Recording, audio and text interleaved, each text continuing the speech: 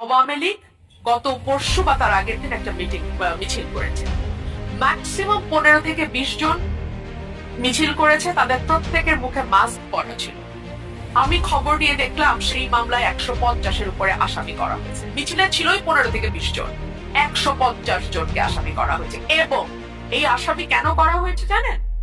বাণিজ্য করার জন্য। দেশটা কারো বাপের না।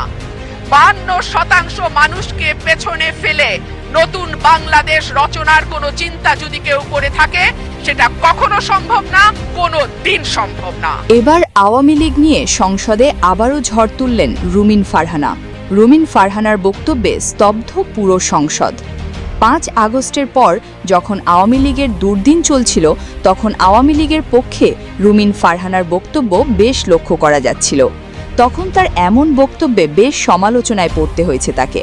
বঙ্গবন্ধুর স্মৃতিচিহ্ন ধানমন্ডি 32 ভাঙচুরকারীদের বিরুদ্ধেও রুমিন ফারহানার কণ্ঠ ছিল আওয়ামী লীগের আসল শক্তি। এবার সংসদে আওয়ামী লীগ নিয়ে ঝড় তুললেন রুমিন ফারহানা। আওয়ামী লীগ গত পরশু বা তার আগের দিন একটা মিছিল করেছে।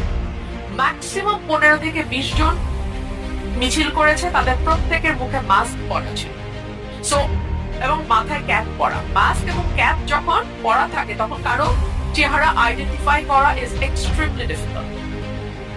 আমি খবর নিয়ে দেখলাম সেই মামলায় 150-এর উপরে আসামি করা হয়েছে। মিছিলে ছিলই 15 থেকে 20 জন, 150 জনকে আসামি করা হয়েছে। এবং এই আসামি কেন করা হয়েছে জানেন? বাণিজ্য করার জন্য।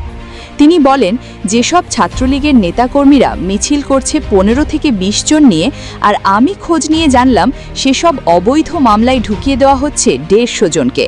বাংলাদেশে চলছে মামলা আর ঘোষ বাণিজ্য। এসব করে কি আওয়ামী লীগকে দমিয়ে রাখা যাবে?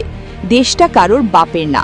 তাই বাংলাদেশে 52% সমর্থনকারী দলকে পেছনে ফেলে নতুন বাংলাদেশ রচনা করার চিন্তা যদি কেউ করে থাকে, তাহলে কখনো সম্ভব না, কোনো দিনও সম্ভব না। সংসদের রুমিন ফারহানার এমন বক্তব্যে স্তব্ধ পুরো সংসদ। তাই প্রিয় ভিউয়ার্স, আওয়ামী লীগ নিয়ে রুমিন ফারহানার বক্তব্য আপনাদের কাছে কেমন লেগেছে? লাইক, কমেন্ট, শেয়ার করে জানিয়ে দিন আপনার মতামত।